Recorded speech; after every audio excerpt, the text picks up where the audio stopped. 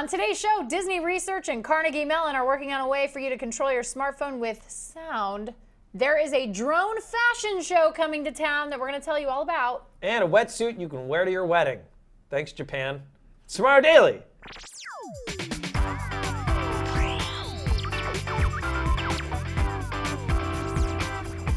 Greetings, citizens of the internet. Welcome to Tomorrow Daily, the best geek talk show in the known universe. I'm your host, Ashley Schuyler. Joining me as always, my co-host, Kale Anonymous, the man of mystery. I'm not that. Oh, because of the anonymous thing? Anonymous, yeah, you're anonymous. They gave me my card for the office today. They gave me a new entrance card, and they're like, we made a mistake on your name. We put anonymous Kale. And I was like, all right, yeah, sure, whatever. That's the least offensive mess up anybody's ever made with anyone's name ever. Usually people are like, this is not your real name. Yeah. Give us your real name. No, they're like, your first name's anonymous now, and your last name's Kale. So that's cool. So why don't we just get in the headlines then? Let's do that. I really hope we don't fall off the rails early this time. I guarantee It's only Wednesday. So this is a Meanwhile in Japan story. Like that. Because this story is coming from Quicksilver, Japan. I don't know if you know Quicksilver, but they make aquatic gear for the ocean. And they have decided that everybody would really like it if they had a wetsuit that wasn't only a wetsuit. God, I'm waiting for the video to catch up to me. I know, I'm waiting for the video to catch up. I'm waiting. They're creating a wetsuit that's not only a wetsuit, but is also a business wetsuit that you can wear into the ocean. So this is he's wearing a suit in this video. I love this so much. He's just about to just jump straight into the ocean. So this is amazing. This is called, true wetsuits were developed with the boardroom and surfboard in mind. Look at this. This is amazing. Look at this guy. He's so...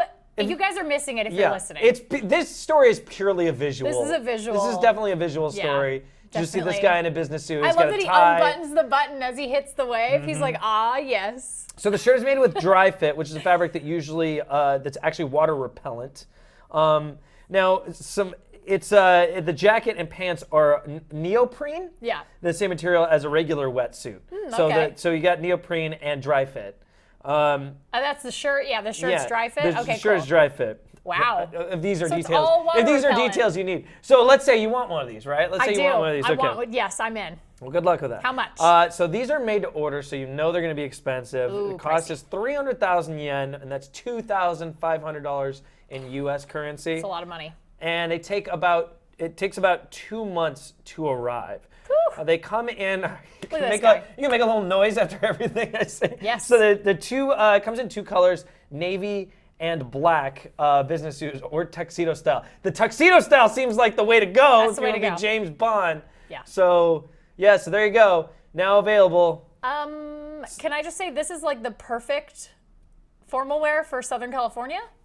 Yeah, I mean, because after a meeting, you want to jump right into the ocean. After that meeting for your screenplay, you jump right into the ocean. Yeah. And then you go surfing. You probably are really warm in that suit until you get into the ocean. Like it would be really hot. I tell you what, though, if you want to send us one, what is it?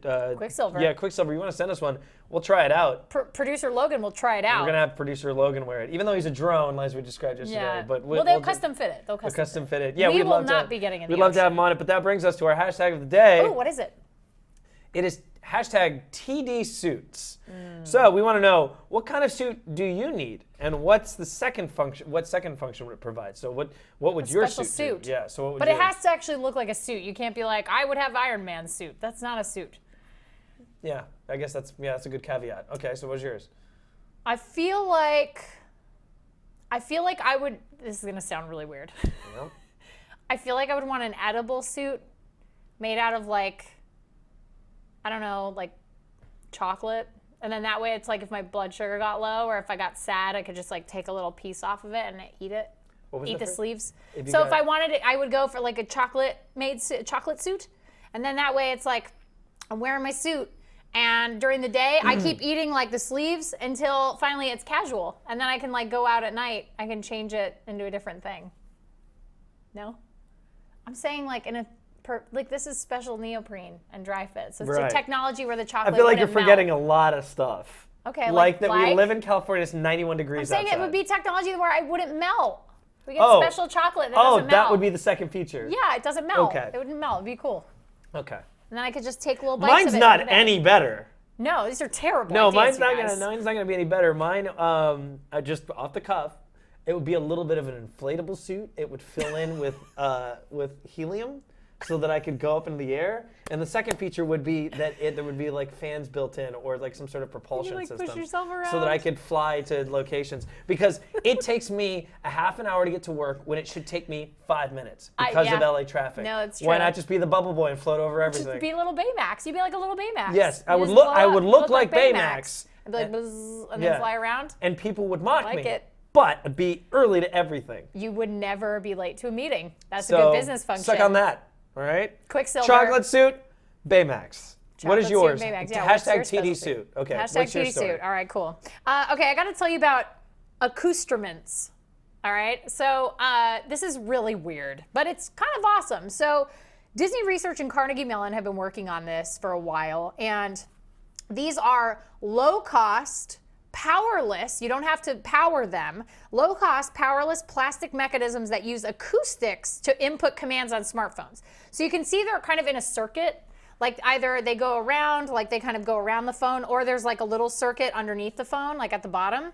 So what they did was they thought about things like the slide whistle, and they were like, that changes the sound wave, so why can't we teach a phone to have an input based on changing sound waves? So here's how it works. So there's a little plastic piece that is 3D printed, and it has a continuous ultrasonic path running through it, okay? So you attach that to the bottom of your smartphone, and then there's another part that plugs into the microphone. So you can't hear that ultrasonic path, the frequency, but your microphone in your smartphone can.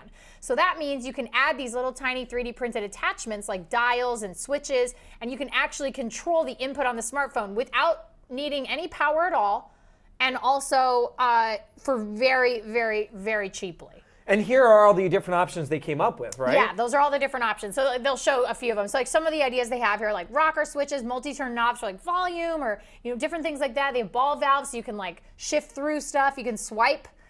So one, this could be really great for somebody with a disability of some kind. They might be able to develop accessories. But the big thing is they were saying that the kind of point of this is you can make even bigger things. So like an alarm clock. So here is this little alarm clock they made. And it's an end user application. And obviously, yes, you have an alarm clock on your phone. It's very simple, but this has so you hit the toggle, it turns it on, and you have this little lock screen. And then there's a little button inside the box where it interrupts that ultrasonic frequency, and you're able to, snooze it. And then they also show this smart case where, depending on how you're gripping the smart case, it knows exactly what you want from it. So if it's on the table and not being gripped, it knows that. If you pick it up, it's in your hand. Oh, I know that too. Or if I'm using it as a camera, I'm interrupting the frequency, holding it in different ways. And then they have these little toys and stuff like that. But they're all, again, powered by your smartphone, and they're really low cost. So they were saying this could pave the way for cheaper mobile accessories, all different kinds of mobile accessories, and also mobile accessories that don't require power to use and would also take up less of a carbon footprint. They would be easier to recycle because it's plastics. That is so clever. Super clever. That is incredibly weird. Really weird. Really ingenious. It's really smart way of the sound waves and the microphone. Yeah. I've seen you can use your phone as an ocarina and how much you blow on it, stuff like that. And but that's creating its own by. noise and stuff like that that's incredible. They were totally inspired by that. They were we were inspired by instruments, and so that's why they're called Costruments. So it's either accessory and instrument put together. So it's that's a portmanteau. Way to go. Nice portmanteau, job, guys. Disney. All right, okay, I got to tell you about Silicon Valley Fashion Week. Now, we heard about Silicon Valley Comic-Con, which is going to be smashing together geek pop culture and technology, which we love here. But I also am a lover of fashion and technology, and this sounds like the Fashion Week for me, as opposed to LA or New York Fashion Week. This is Silicon Valley Fashion Week being put on by Beta Brand, and they're using things like drones as supermodels to fly the runway, as it were. I'm glad. My God. Giselle retired just in time. She's out of a job anyway. Yeah, this drone's thinner anyway. So, and they eat, though, just about the same backstage, Yeah, which is nothing. Which is nothing. So, yeah, this is a really interesting kind of event that they're doing. Beta Brand is putting this on. I'm sure there'll be other designers there who do future stuff, maybe Cute Circuit, which is one of my favorite. futuristic designers that I like to keep tabs on. It kicks off on May 12th, so it starts next week. So this is not actual footage from it. This is them practicing. So this is beta brand footage of them practicing for next week. They had some other crazy stuff. Like they have this like space, kind of like NASA looking jacket, which I thought was kind of cool. It's like space, kind of a space themed jacket. And then they also had like this disco thing that was super weird. So here's the disco thing. So that obviously it's being fluttered around in the air from the drone, like the copters on the drone. Right. It doesn't seem like a Propellers on the perfect drone. science. It's just being No, judgmental. it's just being like flapped around all over the place, and then they're gonna land it, and it's just really bizarre. Like it's just so strange, but it's so weird that I love it. Yeah. And I totally want to go, and I wish I could, but I don't have time. I don't have time to get up there. So I'm gonna have to check out all the videos and stuff. But Silicon Valley Fashion Week, like you can supposedly you're able to go. So this is like a thing that you can attend. But yeah, look they're gonna walk it down the runway just like that. Walk a little drone right down All the runway. right. Bye guys. Neat. They like land on the ground. Oh, there it is. It's very interesting, So for sure. weird, which I just love it so much. But that's it for the headlines. We're going to take a quick break. We're going to be right back with an Avengers-inspired mod squad. And, of course, we're going to have a continuation of our user feedback with our Konami feedback. Oh, yeah. And then our photographer of the day. So don't click away. It's Tomorrow Daily.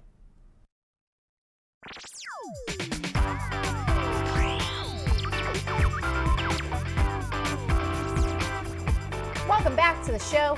We've returned. It's a Wednesday. And it's also the Wednesday before the Avengers Age of Ultron launches. Oh, that little thing? Yep. That tiny indie movie, as we all know. We don't know if it's going to make any money. It's going to be close. We may not ever see another one. But yeah, it's we wanted to do a really cool kind of Avengers themed mod squad, and there was a perfect candidate, so let's hit it.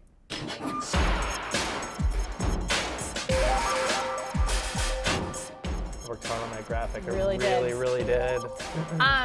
Are you familiar with Patrick Preeb on YouTube, the laser guy? He's like a super laser enthusiast. He's the guy that burns stuff with the lasers too? A lot of times he does. Okay, yeah, maybe. Maybe. Yeah, Well, there's a lot of, I was going to say, there's probably There's a a lot lot of laser enthusiasts. dudes. Yeah, what does this a lot guy of laser got? guys. Okay, so Patrick Preeb is kind of a popular YouTuber. I've seen his videos before, and he was really excited that Age of Ultron was coming out, and so he built this Iron Man hand that has a laser in the hand, and it's a really, really strong laser. It's actually got 2 lasers on board. So he made a cool working replica of an Iron Man glove. Unfortunately, he won't be shooting any missiles out of it or anything like that. So it has sound effects, and it has lasers from in the palm and on the top of his wrist. Like, so you do that. So there's the laser right there. He's like, wow, okay, wow. cool, So cool. as soon as he opens his hand up, it pops the laser. It's made of aluminum. The firing mechanism is brass, and there's 2 lasers on board. The red one that you're seeing right now out of the top of his hand is a 300 milliwatt red laser. And then the one on his palm on the other side is actually really powerful. It's a 700 milliwatt blue laser. And that one he uses to pop balloons and also etch wood. He was like etching a design into Do we some have wood. footage of that? Yeah, we do. Oh my God. There he is doing that. So yeah, he's etching some wood. Probably drawing a picture of Robert Downey Jr., of course, as one would do with a laser. What's he gonna do with that orange? I probably burn a hole right through it, if I had to guess. But yeah, so he's got some great stuff over on the Laser Gadgets YouTube channel, which is pretty neat. He sells a lot of his creations on his website. There he goes with the orange. Yeah, so he's gonna burn a hole right through that orange. He Life also gives you did like a lemons. whole Shoot a wall, laser. of balloons and stuff. But yeah, so cool. And he said it took 3 weeks to make. But he's Not bad. He's real. I mean, this is what he does. So he's got that whole website where he sells like little contraptions and things with lasers. So yeah, here he is. There he goes. Now get it. Pew, pew, pew. Get him, Iron Man. It's actual pew pew. Kill Pew, that. pew, pew. Kill that balloon. He says, a note to self, add aiming laser, which I like. So yeah, see, the red one takes a lot longer, obviously, because it's less powerful. But yeah, pretty cool. Yeah, that's pretty scary as well. So I think, if Tony Stark was hiring, if Marvel was hiring, geez, like hire that guy. Yeah. Make really, really good Kiss the props. Avengers, I got to take on those balloons. Yeah, those evil balloons, robot No! balloons. But that's crazy that he made the full glove. Yeah, it was so cool. So yeah, 3 weeks, pretty good. Nice job, Pat. Nice job, Pat. Pat Preeb. Okay, we got to continue our discussion from yesterday and the day before about Konami. So let's talk about user feedback. Settle in. This is going to be a long email. Get comfortable, okay? This email is from Nick. Nick has never written into the show before. He's never So he made up responded for to lost hashtag time, of the day. yeah. Made up for lost time. 170 episodes in today. This is his 170th episode email. So talking about Konami, we're wondering what's going on at Konami. He has some really good points. Bear with us because it's a long email, but I think he makes a lot of great points. First of all, love the show. Try to watch every day, most of the time over my lunch, but this is my first time responding to hashtag of the day. Second, on the topic of Konami, I think you're spot on that they're restructuring. I happen to be a project manager at a large bank, so when you reported they were canceling major projects, letting people go, delisting, it immediately told me they were refocusing their efforts strategically. I did a quick Google and found an article explaining Japan is on the verge of legalizing casinos. There it is. Seeing as that is Konami's home turf and a very lucrative market for them, it makes sense they would revise their capital plan to focus on that. Without boring you with too many details, U.S. regulators tend to not like it when you completely revise your capital plan mid-year. That may be one reason they delisted themselves in the U.S., but not other markets. Like London, Berlin, Tokyo. London, Berlin, Tokyo, exactly. Not to mention the firestorm that would come from the rating agencies with Konami not clearly articulating why they're making the changes. Speaks to uncertainty in the company and what could have gotten them devalued, which obviously would have hurt their plans to invest in more casinos. On that topic, the article I found on Reuters explained Konami's positioning itself not only to supply casinos with machines, but to become a full partner in the casinos. This guy did his homework. They apparently plan to make this division a subsidiary of the larger Konami company. This tells me they need to strengthen their brand name, which may be why we're seeing them push it rather than the creators' names, which would be why they would take Kojima off of the site. Fair enough. Overall, as long as they didn't royally tick any of their creators off, they may still be able to release the canceled games in the future. Actually, if their casino business goes well, it may bolster their gaming division as well by allowing them to hire on more new and exceptional talent. Unless, of course, they go the opposite way and exit the gaming market altogether to focus on the casino business. Wouldn't that stink? Just my thoughts. Sorry it's so long. I tend to be long-winded. Keep up the good work.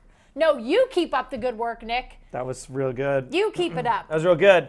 Great Our email. new host of Tomorrow Daily, Yeah. Nick. Thank you for checking Our new in. financial analyst on Tomorrow Daily, viewer Nick. Boy, that did not give me any hope at all for Konami, honestly. Well, you know, if you think about it, a lot of people don't realize Nintendo used to be a gaming company, or cards, bicycle, playing cards. Yeah. They used to do that stuff. And even before that, Nintendo's been around for a really long time. And they did not do video games until the 80s. But they've been around since, I think, the 1890s. That company has been around since, the late 1800s. Wow. Okay. So they have done a lot of stuff, and this is just sort of a blip on the radar for them in terms of, this is what they're known for, but they've done a lot other things previously. And they'll probably do more things in the future than just gaming. But again, if they're so excited about their whole gambling area, I don't see them even wanting to do games anymore. Yeah, that's they want to possible. strengthen up. It looks like they're dropping their games once they got Metal Gear out. They don't need Say, Kojima we're anymore. done. You know, they can sell out their properties or just lease them out to have other people make them. Let me ask you this.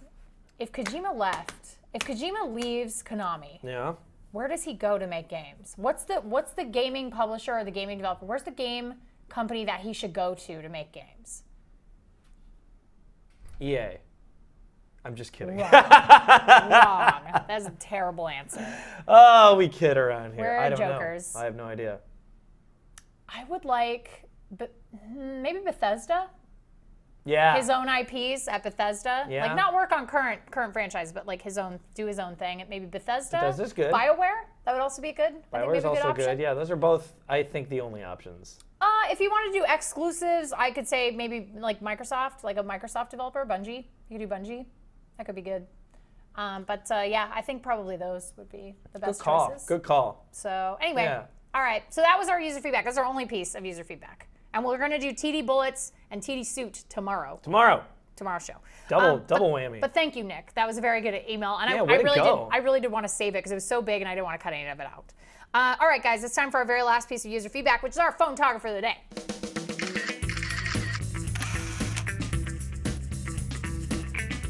Janny wrote into us. Johnny, I don't know if the J is silent. Listen. That was 3 different names. I'll explain why.